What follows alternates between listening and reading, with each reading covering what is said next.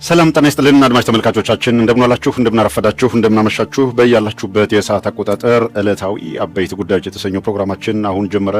እስከ ፕሮግራማችን ፍጻሜ ድረስ ከኛ ጋር ቆይታ እንድታደርጉም በአክብሮት ጋበዝናችሁ። የገባችሁበት ቻናል ለሌሎች እንዲደርስ ፈጠን ብላችሁ የላይክ በተኑን ተጫኑ። ከዛ ሼር አድርጋችሁ ደግሞ በፌስቡክ ገጻችሁ ላይ ይሄ እንደ አንድ ትግል አድርጋችሁ ውሰዱት። በቃ በትግል ውስጥ ይሄን እያደረኩ ነው ቢያንስ ይሄን ተሳትፎ እያደረኩ ነው የሚል ኃላፊነት ውሰዱ። የዛሬ ርዕሰ ጉዳያችን በማስረጃ የተደገፈው ጨፌ ኦሮሚያ እያስፈጸመ ያለው ዘግናኝ የዘር ፍጅት የጀልማሮ ኦነግ የወሰደው እርምጃና የአብይ አህመድ መስወር ጉዳይ በሚል ርዕሰ ጉዳይ ቆይታ እናደርጋለን። አድማጮች እስከ ፕሮግራማችን ፍጻሜ ድረስ ከኛ ጋር ቆይታ አድርጉ።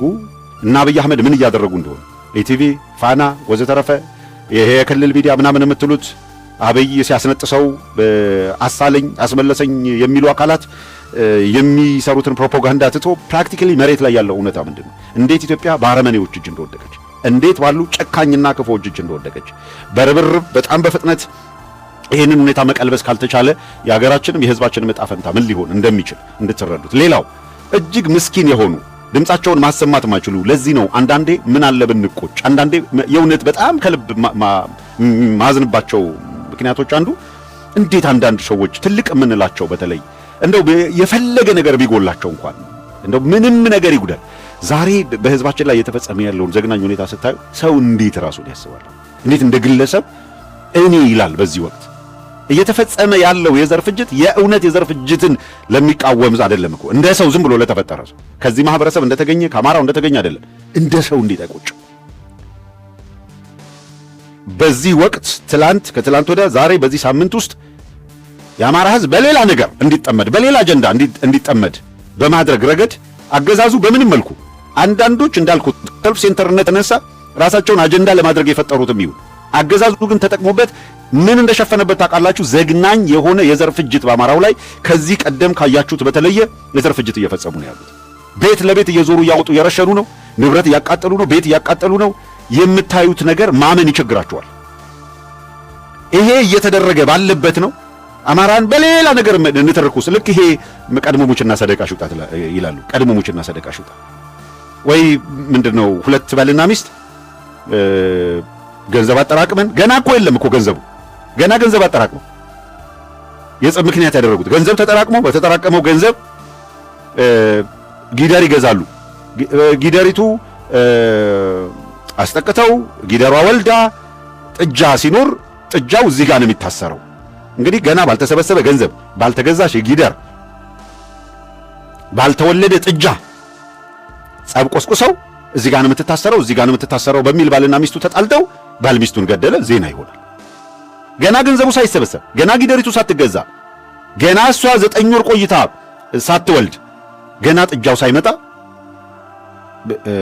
እንደዚህ አይነት እንትረክ ማለት ነው።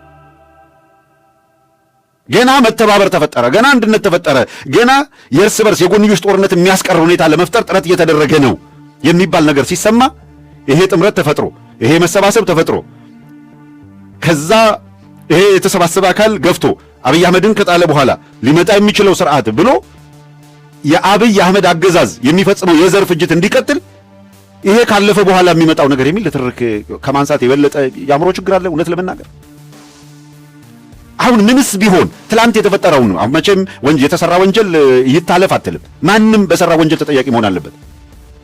ደምረህ ቀንሰህ የፈለገውን አድርገህ ነው እኮ ማለት ዛሬ ያለውን ዛሬ የአብይ አህመድ አገዛዝ እየፈጸመ ያለውን ስታይ እንኳን በ27 ዓመት ውስጥ ነው የምነግርህ እኮ በኢትዮጵያ ኢንታየር የኢትዮጵያ ታሪክ ላይ እንዲህ ያለ ነገር ታይቶ አይታወቅም።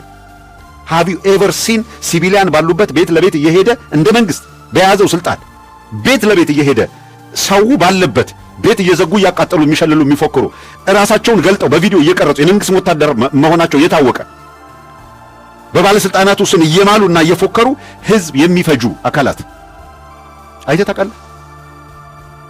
እናት በጥይት ገለው አስከሬኑ አብጦ ህፃን እዛ ጋር ተኝታ አይቶ ቀላም እንትን ብሎ መሄድና የኛ ጭካኔ እዚህ ድረስ ነው እኛ የምንላችሁን ካልሰማችሁ እንዲናደርጋችኋለን ለማለት በሞተች አስከሬን እናቷ ስር የተኛች ህፃን ልጅን በጥይት መተው እሷም ደሟ እየፈሰሰ ያንን በቪዲዮ ቀርጸው እንደ ጀግንነት የሚልኩልህ ላይቭ ቲክቶክ ህዝብ ሰብስበው በማህበራዊ ሚዲያ በእኛ እጅ ስትገቡ ከ2 ደቂቃ በላይ አናቆያችሁም ይሄንንም ለእናቴ አንድ ነኝ ለምናምን ብትል እንደዚህ ብትል 2 ደቂቃ ነው እያለ አንገትን እንዴት እንደሚቆርጥህ እያሳየ ለማለት ያክል ሳይሆን ደግሞ በተግባር የያዙትን ሰው ይዘው እንደ በግ እያረዱ ላይቭ ላይ የሚያሳዩ ሰዎች አይተታቃለ። ከነዚህ አካላት ለመላቀቅ ድሮ እኮ እንትና ጠላቴ ነው ብሎኛል ጥሮ እኮ ምናምን የሚል ፖለቲካ ልትሰራ ትችላለህ። ከነገሩ ግዝፈትና ከነገሩ ክብደት አንጻር የትኛው ነው በቅደም ተከተል የሚመጣው? ቱ ቢ ኦነስት የትኛው ነው?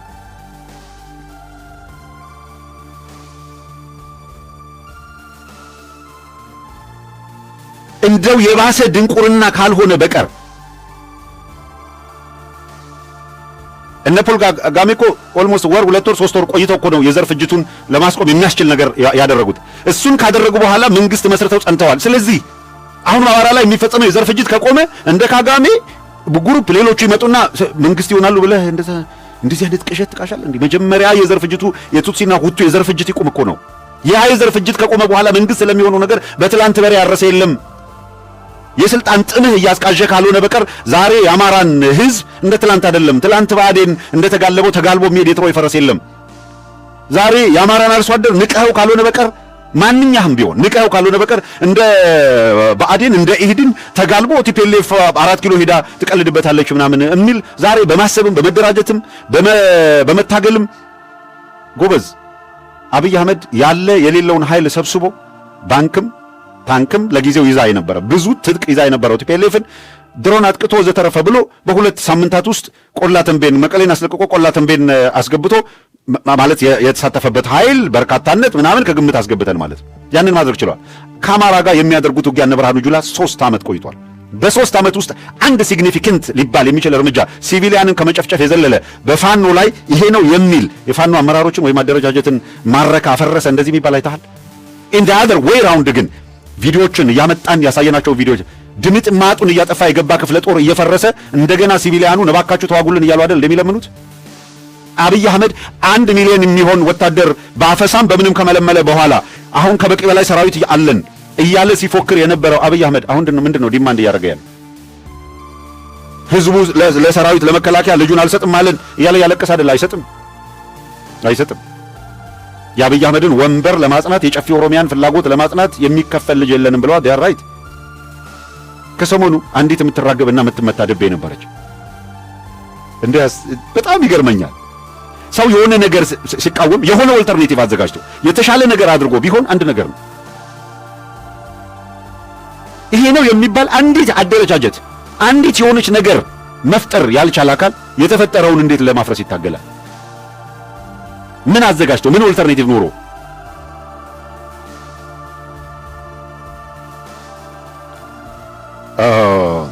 ዛሬ በርከት ያሉ ማሳያ ቪዲዮዎች ስላሉን ፈጠን እያልን በርዕሰ ጉዳዩ ላይ በተመለከቱ ርዕሶች ላይ አሳይ ወይ ማስረጃ የሆኑ ነገሮች ላይ ፎከስ ለማድረግ እንሞክራለን።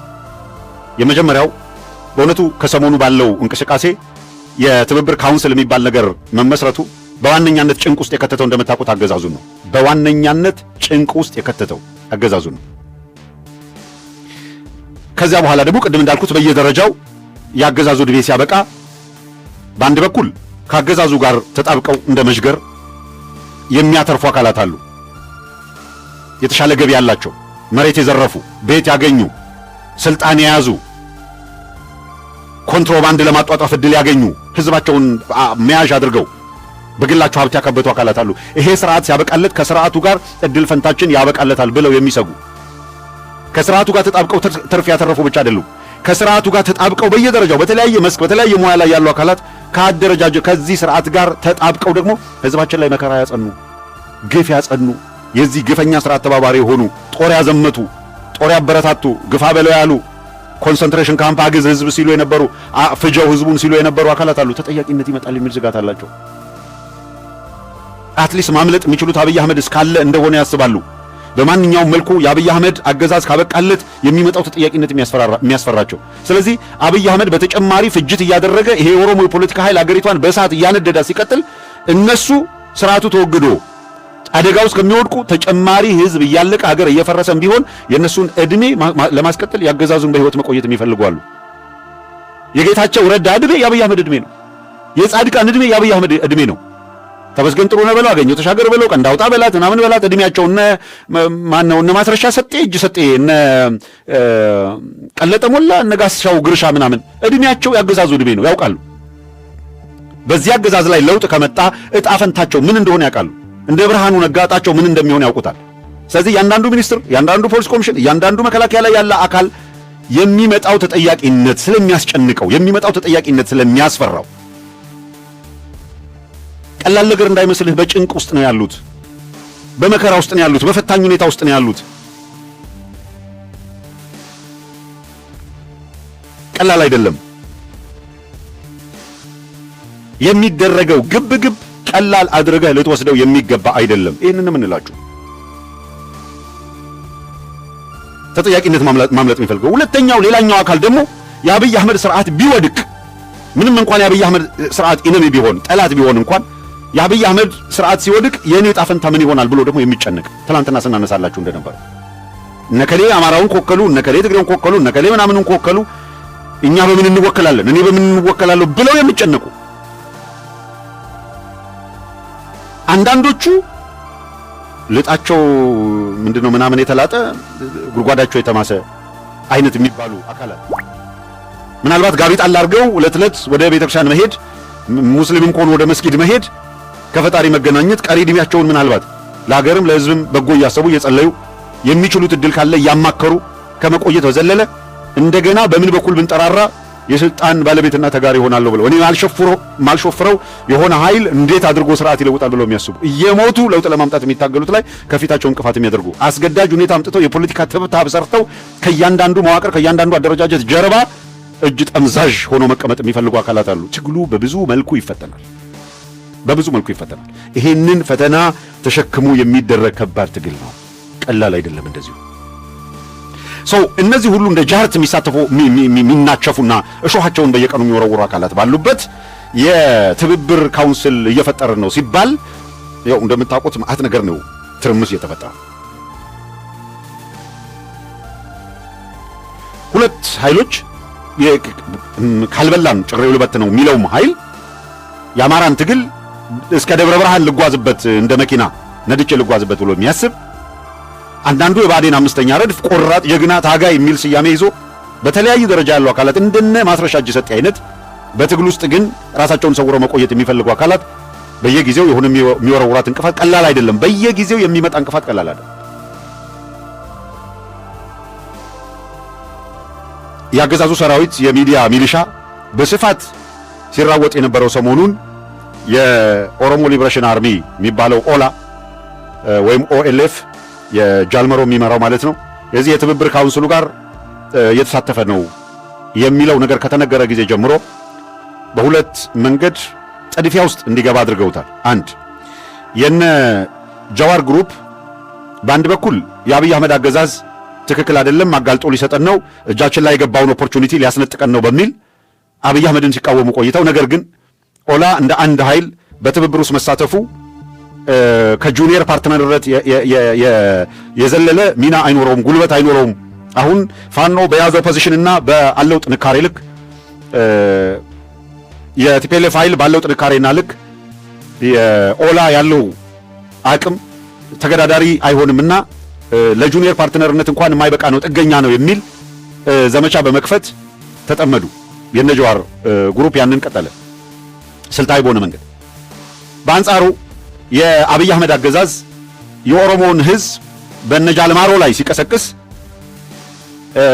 ይሄ የነጃልማሮ ኦሮሞ ኃይል ኦሮሞን በመክዳት ከአማራ ኃይሎች ጋር ተጣመረ፣ ያውም ኦሮሞን እንደ ጠላት የሚዘምቱበት ጽንፈኛ እያለ ከሚጠራቸው ኃይሎች ጋር የኦላ አንድ ላይ ቆመ የሚል ቁጭት ከነ አብይ አህመድ ይመጣል። ሌላው እነ ብርሃኑ ጁላ ደም የሚያስተፋ ቁጭት ውስጥ ገቡ። በአንድ በኩል ቴክኒካሊ እንደምታስታውሱት የደምቢዶሎ ተማሪዎችን ኦነግና ማነው የነጃልማሮ ኦነግና ፋኖ በትብብር ሆን ብለው ያደረጉት ነው የሚል ናሬቲቭ ሁላ ወደ ማስቀመጥ ሄዱ። ከዚያው ቀጥሎ እንደምታውቁት አማራውን በገፍ በወለጋ አካባቢ ሲፈጁ የነበሩ እነ ብርሃኑ ጁላ የሚያዟቸው እና አብይ አህመድ የሚያዟቸው እነ ሽመልስ አብዲሳ የሚያዟቸው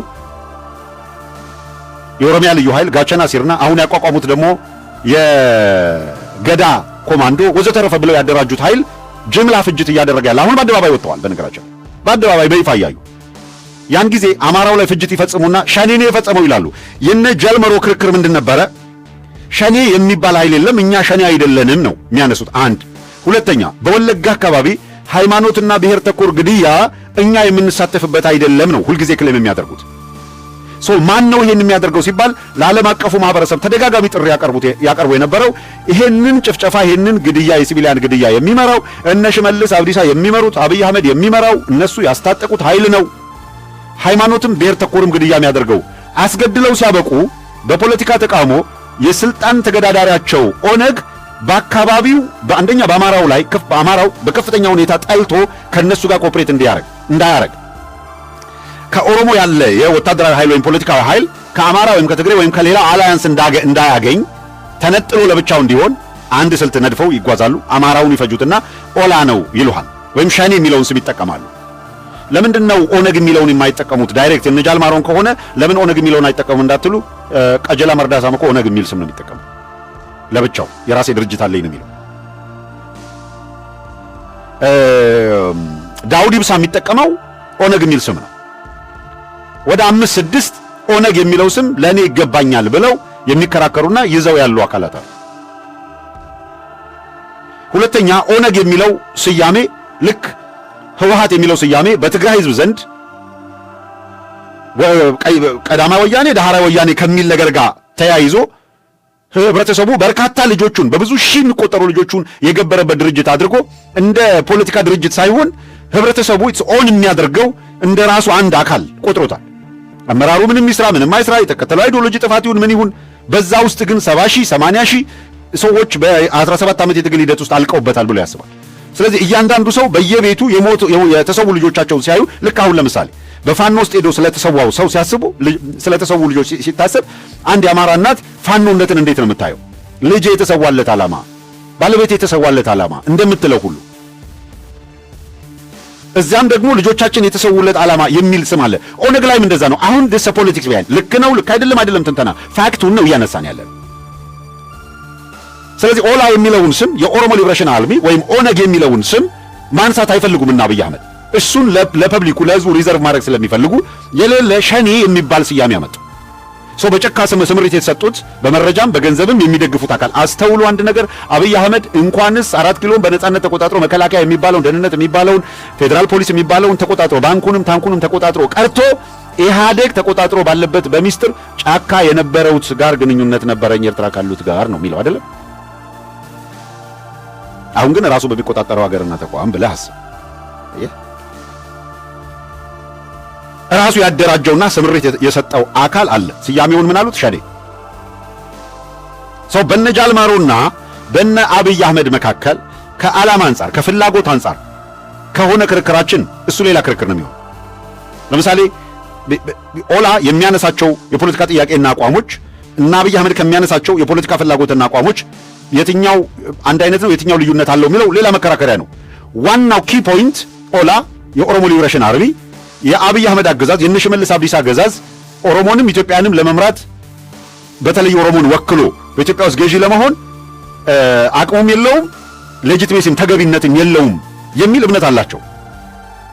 ይሄ ከጅማ በሻሻ የወጣው አብይ አህመድ ለ40 ዓመት ለ50 ዓመት የተደረገ ትግልን አያውቀውም። እንደውም ከትግሉ ጀርባ ኃጢአት ክፋት ሲያደርግ ነበረ፣ ከጠላቶች ጋር አብሮ ነበረ ብለው ነው የሚከሱት።